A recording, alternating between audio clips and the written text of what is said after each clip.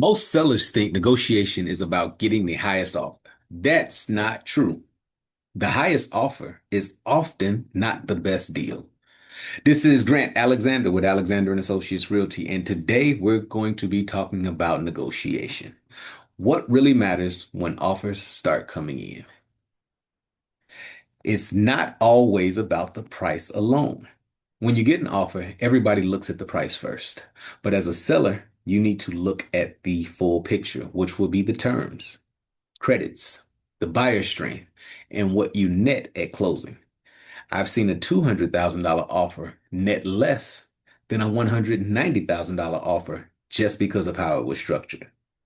Point number two in negotiations is buyers negotiate in layers. What most people don't realize is that buyers don't just negotiate once. It's usually a trifecta. They first negotiate at the offer. Then they double back and they try to renegotiate at the inspection. And sometimes they will come back for that trifecta and negotiate with you again after the appraisal. So if you accept a weak offer up front, you are not at the end of the negotiation. You are just getting started. The third point in negotiating is anchoring and leverage. A lot of buyers are going to come in low, and it's not because that's what they want to pay. It's because they're trying to reset the deal. This is when we have to stay business minded and not emotional. Whoever controls the anchor controls the negotiation. So they're trying to anchor you low so that they can control the negotiation. That's where you got to be strategic in your response. Sometimes we try to meet people in the middle, which could be the best move. Other times it's best to re-anchor the conversation at a higher price point.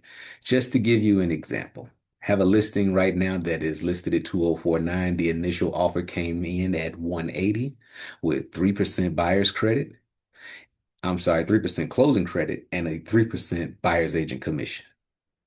Initially got emotional, but then once we got the business mind back in place, we re-anchored that. We acknowledged their offer, and then we countered, letting them know that, hey, we see that you are in need of the concessions, the buyer's agent credit, but we countered back at full asking price.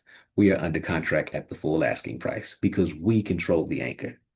The fourth part about negotiations, as is does not mean no negotiation. So a lot of sellers say, I want to list as is so that we don't have to negotiate. That's not how this works. As is just means you're not agreeing to make repairs up front. Buyers can still ask for credits. So the question is, what makes sense for your situation? The most important point, the fifth point in negotiating, is to protect your net. At the end of the day, the negotiation is not about winning, it's about protecting your bottom line. Every decision that you make during the negotiation should come back to what do you walk away with after everything? So if you're thinking about selling, you're already getting offers, you're not sure how to respond, if you're not working with a broker, that is where strategy matters. Feel free to reach out to me directly and we can walk through this.